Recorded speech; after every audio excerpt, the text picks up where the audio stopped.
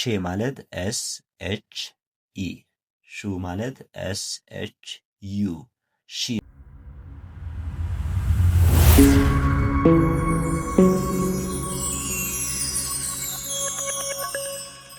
ሰላም ሰላም እንደምን አላችሁ ውድ የኢትዮ ቲዩተር ዩቲዩብ ቻናላችን ተማሪዎች ሰላምታዬ በያላችሁበት ይድረሳችሁ። እንኳን ደህና መጣችሁ ወደ ኢትዮ ቲዩተር ዩቲዩብ ቻናል።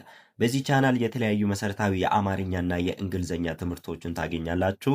ለዚህ ቤተሰብ አዲስ ከሆናችሁ ሳብስክራይብ ካላደረጋችሁ ሳብስክራይብ በማድረግ ቤተሰብ በመሆን በየጊዜው የሚለቀቁ መሰረታዊ ትምህርቶችን በቀላሉ ልታገኙ ትችላላችሁ ማለት ነው ውድ ቤተሰቦቻችን።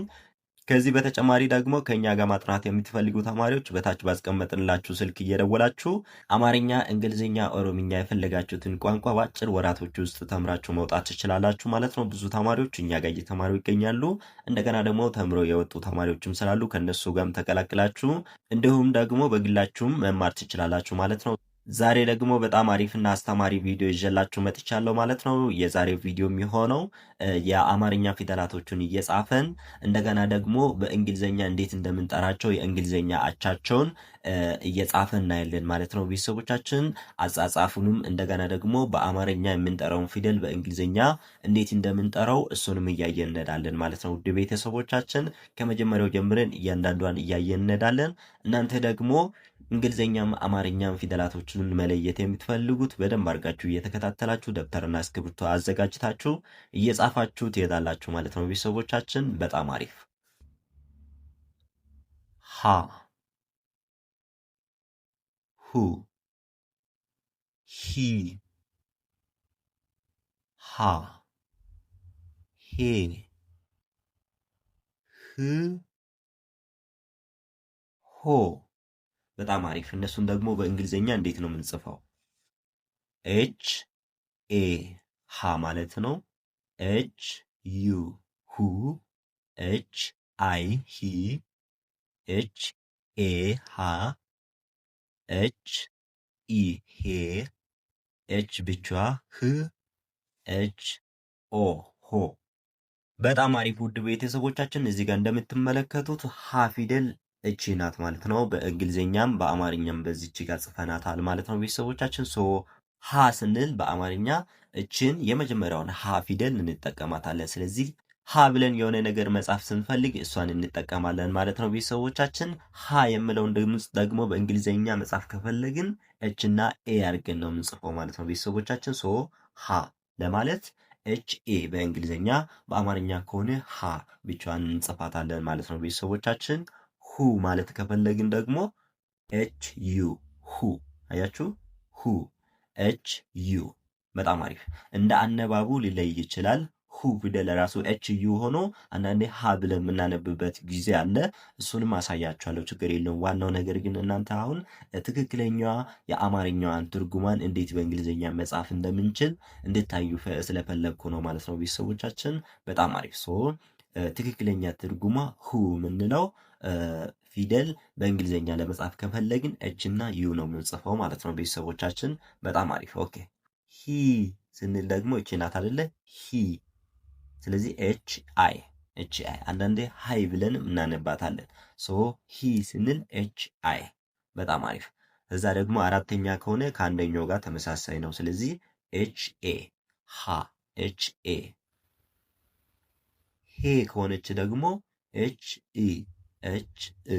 በጣም አሪፍ። ህ ከሆነች ደግሞ ብቻዋ ህ የሚል ድምፅ ያላት ኤች ብቻዋን እንጠቀማለን ማለት ነው ቤተሰቦቻችን። በጣም አሪፍ። ሆ ከሆነ ደግሞ ኤች ኦ ብለን እንደዚህ እንጽፋለን ማለት ነው ቤተሰቦቻችን። ሶ አንድ ላይ አንድ ጊዜ ልከልስላችሁ። ስለዚህ ሃ ኤች ኤ፣ ሁ ኤች ዩ፣ ሂ ኤች አይ፣ ሃ ኤች ኤ፣ ሄ ኤች ኢ፣ ህ ኤች፣ ሆ ኤች ኦ። በጣም አሪፍ። ኦኬ ስለዚህ የሀ ቤተሰቦችን በዚህ መልክ አይተናቸዋል ማለት ነው። አሁን ደግሞ ቀጥታ ወደ ለ ቤተሰብ እንሄዳለን ማለት ነው። ለ፣ ሉ፣ ሊ፣ ላ፣ ሌ፣ ል፣ ሎ። በጣም አሪፍ። አሁን ደግሞ ትርጉማቸውን በእንግሊዝኛ እናያለን ማለት ነው። ሌ ማለት ኤል ኢ፣ ሉ ኤል ዩ፣ ሊ ኤል አይ፣ ላ ኤል ኤ፣ ሌ ኤል ኢ፣ ል ኤል፣ ሎ ኤል ኦ። በጣም አሪፍ። እዚህ ጋር እንደምትመለከቱት ቤተሰቦች አሁንም ል ለማለት ከፈለግን ኤል እ አያችሁ። ሉ ስንል ደግሞ ኤል ዩ፣ ሊ ስንል ደግሞ ኤል አይ፣ ላ ስንል ደግሞ ኤል ኤ፣ ሌ ስንል ደግሞ ኤል ኢ ከአንደኛው ጋር ትመሳሰላለች ማለት ነው። ስንጠራት ግን ረዘም አድርገን እንጠራታለን ማለት ነው። ል ስንል ደግሞ ኤል ብቻዋ ትመጣለች። ሎ ስንል ደግሞ ኤል ኦ እናደርጋለን ማለት ነው። ቤተሰቦቻችን በጣም አሪፍ። በእንግሊዝኛ የሆነ ነገር ስትጽፉ የሰው ስም ሊሆን ይችላል። የፈለጋችሁትን ቃላት ለመጻፍ ስትፈልጉ መጀመሪያ የአማርኛውን ማሰብ ነው ማለት ነው። ለምሳሌ ሉ ካሰባችሁ በአማርኛ ሁለተኛዋ ፊደል ናት አይደል? ሉ። ስለዚህ ሉ በእንግሊዝኛ እንዴት ነው መጻፍ የሚችለው? ለምሳሌ ሉቃስ የሚለውን ለመጻፍ ከፈለጋችሁ ኤል ዩ ብላችሁ ነው የምትጀምሩት ማለት ነው። እችኛዋን ተጠቅማችሁ ነው የምትጀምሩት ማለት ነው። በጣም አሪፍ። ኦኬ። አሁን ደግሞ ወደ ቀጣይ እንሄዳለን ማለት ነው። ቀጣይ ደግሞ ሜ ቤተሰብ እናያለን። ሜ፣ ሙ፣ ሚ፣ ማ፣ ሜ፣ ም፣ ሞ። በጣም አሪፍ። አሁን ደግሞ እነሱን በእንግሊዝኛ እንዴት እንደምንተረጉም እናያለን ማለት ነው። ኤም ፊደል ነው የምንጠቀመው። ስለዚህ ሜ ማለት ኤም ኢ፣ ሙ ኤም ዩ፣ ሚ ኤም አይ፣ ማ ኤም ኤ፣ ሜ ኤም ኢ፣ ም ኤም ብቻ፣ ሞ ኤም ኦ። በጣም አሪፍ። ስለዚህ ቤተሰቦች እንደምትመለከቱት አሁንም ሜ ለማለት ከፈለግ ኤም ፊደል ተጠቅመ ኢ ፊደል፣ ከዛ ሙ ለማለት ስንፈልግ ደግሞ ኤም ዩ። አያችሁ፣ ዩ ዩ ዩ እዚህ ጋር በመስመራቸው ላይ ተመሳሳይ ነው የሚሆኑት ማለት ነው አናባቢዎቹ። ስለዚህ ሙ ማለት ኤም ዩ፣ ሚ ስንል ደግሞ ኤም አይ፣ ማ ስንል ደግሞ ኤም ኤ፣ ሜ ስንል ደግሞ ኤም እ፣ ም ስንል ደግሞ ኤም ብቻ፣ ከዛ ሞ ስንል ደግሞ ኤም ኦ እንጠቀማለን ማለት ነው። ቤተሰቦቻችን በጣም አሪፍ። ሀ ለ እና ሜ እዚህ ጋር አይተናል ማለት ነው። ቀጣይ ደግሞ ከሴ ጀምረን እንቀጥላለን ማለት ነው። ቤተሰቦቻችን በጣም አሪፍ። ስ፣ ሱ፣ ሲ፣ ሳ፣ ሴ፣ ስ፣ ሶ። በጣም አሪፍ። አሁን ደግሞ በእንግሊዝኛ እነሱን እናያለን ማለት ነው። ሴ ማለት ኤስ ኢ፣ ሱ ኤስ ዩ፣ ሲ ኤስ አይ፣ ሳ ኤስ ኤ፣ ሴ ኤስ እ፣ ስ ኤስ፣ ሶ ኤስ ኦ። በጣም አሪፍ። ቤተሰቦች አሁንም እየቀጠልን ነው ማለት ነው ቤተሰቦቻችን። ስለዚህ ሴ ቤተሰቦቹን ደግሞ እናያቸዋለን ማለት ነው። እናንተ በመደባት ተመሳሳይ የሆኑ ነገሮች ስላሉ እነሱን በደንብ መያዝ ይጠበቅባቸዋል ማለት ነው። አሁን ለምሳሌ መጨረሻ ላይ ከሆነ ኦ ፊደል አትጠፋም። ሁለተኛ ላይ ከሆነ ዩ ፊደል አትጠፋም። ሶስተኛ ከሆነ አይ ፊደል አትጠፋም። ስለዚህ እነሱን በደንብ ማየት አለባችሁ ማለት ነው። ከዛ ደግሞ ዋናዋ ተነባቢዋ ፊደል ለምሳሌ ሴ ከሆነ ኤስ መሆኗን መርሳት የለባችሁ ማለት ነው ቤተሰቦቻችን። በጣም አሪፍ። አሁንም እንቀጥላለን ማለት ነው። ስለዚህ ሴ ስንል ኤስ እ፣ ሱ ስንል ኤስ ዩ፣ ሲ ስንል ኤስ አይ፣ ሳ ስንል ኤስ ኤ፣ ሴ ስንል ኤስ እ፣ ስ ስንል ኤስ፣ ሶ ስንል ኤስ ኦ። አያችሁ። ስለዚህ ዋናዋ ፊደል አሁን ለዚህ ቤተሰብ ተነባቢዋ ፊደል እቺ ስድስተኛዋ ናት ማለት ነው። ስ የሚል ድምፅ እንዲፈጠር የምታደርገዋ እቺ ናት ማለት ነው ቤተሰቦቻችን። በደንብ አድርጋችሁ እያንዳንዱን ልዩነታቸውና ድምጻቸውን በደንብ አድርጋችሁ መለየት ይጠበቅባችኋል ማለት ነው ቤተሰቦቻችን። በጣም አሪፍ። ኦኬ አሁን ደግሞ ሬ ሬ ሩ ሪ ራ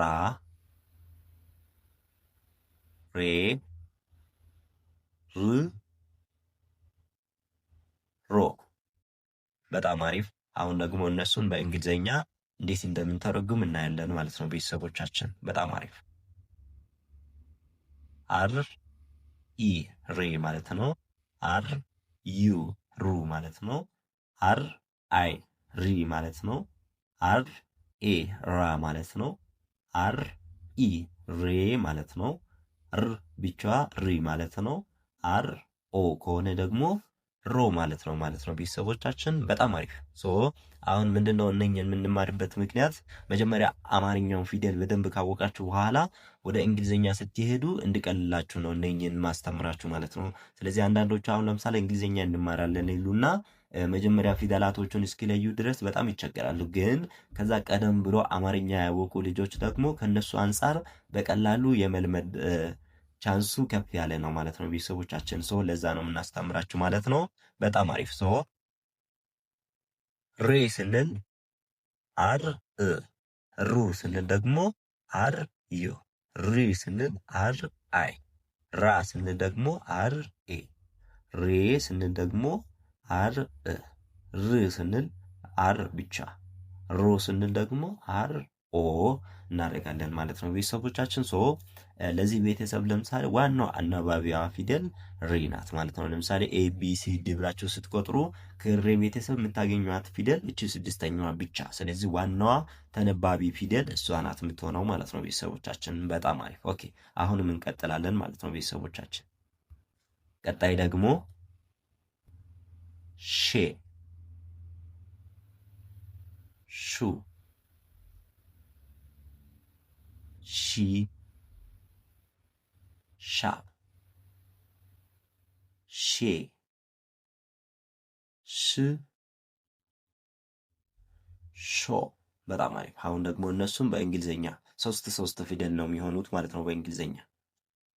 ሼ ማለት ኤስ ኤች ኢ፣ ሹ ማለት ኤስ ኤች ዩ፣ ሺ ማለት ኤስ ኤች አይ፣ ሻ ማለት ኤስ ኤች ኤ፣ ሼ ማለት ኤስ ኤች ኢ፣ ሽ ማለት ኤስ እና ኤች፣ ከዛ ሾ ማለት ደግሞ ኤስ ኤች ኦ። በጣም አሪፍ ቤተሰቦች። አሁን ደግሞ እዚች ጋር ሶስት ፊደል ነው የሚሆኑት ማለት ነው። ለምን እነኚህ ጥምድ የሆኑ የሚመጡ ፊደላቶች አሉ ማለት ነው። እነ ሽ፣ እነ ች፣ እነ ጽ የሚባሉ ፊደላቶች በመሰረታቸው ሁለት ፊደል ነው በእንግሊዝኛ የነሱ አቻቸው ፊደል ማለት ነው። ለምሳሌ ዋናዋ ተነባቢ እዚች ጋር ሺ ፊደል ናት። ስለዚህ ሽ የሚል ድምፅ እንዲወጣ ኤስ እና ኤች ነው የምንጠቀመው ማለት ነው። ሽ የሚል ድምፅ ይወጣል ማለት ነው በስድስተኛዋ ላይ። ስለዚህ በእነሱ ተነስተን ደግሞ አናባቢዎችን እየጨመርን ድምፃቸውን እየቀየርን እንሄዳለን ማለት ነው ቤተሰቦቻችን። በጣም አሪፍ። ለምሳሌ ሸ ለማለት ከፈለግን ኤስ ኤች ኢ፣ ሹ ለማለት ኤስ ኤች ዩ፣ ሺ ለማለት ኤስ ኤች አይ፣ ሻ ለማለት ኤስ ኤች ኤ፣ ሼ ለማለት ኤስ ኤች ኢ፣ ሺ ለማለት ኤስ እና ኤች ብቻ፣ ሾ ለማለት ደግሞ ኤስ ኤች ኦ። በጣም አሪፍ። አሁን ለምሳሌ እነኚህ ኦ ኢ ምናምን የሚባሉ ፊደላቶች የራሳቸው የሆነ ድምፅ አላቸው ስናነብ። ለምሳሌ አንዳንድ ጊዜ እቺ ዩ ፊደል ራሱ የሚል ድምፅ ይኖራል። አይ ፊደል ደግሞ የሚል ድምፅ ይኖራል። እነኚህ ፎኔክስ የሚባሉትን በእንግሊዝኛ ስንማር ፊደላቶችን በደንብ ለመለየት የሚጠቅሙ ነገሮች ናቸው ማለት ነው። ስለዚህ ስናነብ ብዙ ጊዜ ልዩነት ያመጣሉ። ዋናው ነገር ግን እናንተ በደንብ አድርጋችሁ ድምፃቸውን መጀመሪያ መያዝ ይጠበቅባችኋል ማለት ነው ቤተሰቦቻችን። በጣም አሪፍ። ኦኬ አሁንም እንቀጥላለን ማለት ነው ቤተሰቦቻችን። ቀጣይ ደግሞ ያው ሸ ቀጥላ የምትመጣዋ ፊደል ቀ ናት። ስለዚህ ቀ ቤተሰብ እናያለን ማለት ነው። ቀ ቁ ቂ ቃ ቄ ቅ ቆ። በጣም አሪፍ። አሁን ደግሞ እነሱም በእንግሊዝኛ እናያለን ማለት ነው። ያው ቄ ማለት ኪው ፊደል ነው የምንጠቀመው ማለት ነው። ስለዚህ ኪው ኢ ማለት ቄ ማለት ነው። ኪው ዩ ማለት ቁ ማለት ነው። ኪው አይ ማለት ቅ ማለት ነው። ኪው ኤ ማለት ቃ ማለት ነው። ኪው ኢ ማለት ቄ ማለት ነው። ኪው ብቻ ከሆነ ቅ ማለት ነው። ኪው ኦ ማለት ደግሞ ቆ ማለት ነው ማለት ነው። ቤተሰቦቻችን በጣም አሪፍ። አንዳንድ ጊዜ ከኬ ፊደል ጋርም ትመሳሰላለች ማለት ነው ይችኛዋ ፊደል። ሰው ስናነብ ብዙ ጊዜ ለምሳሌ ቀበሌ የምለውን ስንጽፍ ቄ ፊደል ይሄኛው ነው የምንጠቀመው በአማርኛ። ግን በእንግሊዝኛ ከሆነ ኬ ፊደል ልንጠቀም እንችላለን ማለት ነው። ይሄኛውን ኬ ፊደል ኪው ፊደል ደግሞ ሌላ ቦታ ላይ እንጠቀማለን። ለምሳሌ ኪውን ኮሽትን ምናምን ለማለት እንጠቀማለን። ስለዚህ ኪው ፊደል ነው የምንጠቀመው ማለት ነው ቤተሰቦቻችን። ስለዚህ ቤተሰቦች ቄ ማለት ኪው ኢ፣ ቁ ማለት ኪው ዩ፣ ቂ ማለት ኪው አይ፣ ቃ ማለት ኪው ኤ፣ ቄ ማለት ኪው ኢ፣ ቅ ማለት ኪው ብቻ፣ ከዛ ቆ ማለት ደግሞ ኪው ኦ ብለን በዚህ መልክ እንጽፋለን ማለት ነው ቤተሰቦቻችን። በጣም አሪፍ። ዋናው ነገር እስከ መጨረሻው ድረስ እነኝን ፊደላቶቹ እናንተ በደንብ አድርጋችሁ ከለያችሁ በኋላ የእንግሊዝኛውን ፊደል ስትጠቀሙ በደንብ ቀለል ይልላችኋል ማለት ነው ቤተሰቦቻችን። በጣም አሪፍ። ኦኬ አሁን ደግሞ ቀጥላ የምትመጧ ቤ ፊደል ናት። ስለዚህ ቤ ቤተሰቦችን እናያለን ማለት ነው። ቤ፣ ቡ፣ ቢ፣ ባ፣ ቤ፣ ብ፣ ቦ። በጣም አሪፍ። እነሱን ደግሞ በእንግሊዝኛ አሁን እንጽፋለን ማለት ነው ትርጉማቸውን። ስለዚህ ቤ ማለት ቢ ኢ፣ ቡ ማለት ብ ዩ፣ ቢ ማለት ቢ አይ፣ ባ ማለት ቢ ኤ፣ ቤ ማለት ቢ ኢ፣ ብ ማለት ቢ ብቻ፣ ቦ ማለት ቢ ኦ። በጣም አሪፍ። ስለዚህ ቤ ስንል ወይም በእንግሊዝኛ ኤ ቢ ስንል ቢ ፊደል እችኛዋ ናት ማለት ነው። ዋናዋ ተነባቢዋ ፊደል እችኛዋ ናት ማለት ነው። በዚች ላይ ደግሞ አናባቢዎቹን እየጨመርን ድምጻቸውን እየቀየርን እንሄዳለን ማለት ነው። ቤ ማለት ቢ ኢ፣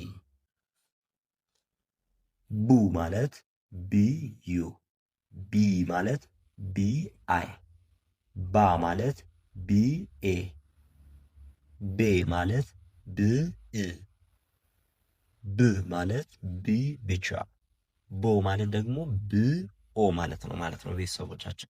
በጣም አሪፍ። ኦኬ ስለዚህ ቤ ቤተሰቦችን በዚህ መልክ አይተናል ማለት ነው። ቀጣይ ደግሞ የምትመጧ ቴ ቤተሰብ ናት። ስለዚህ እሷን አይተን እንጨረሳለን ማለት ነው ቤተሰቦቻችን። በጣም አሪፍ።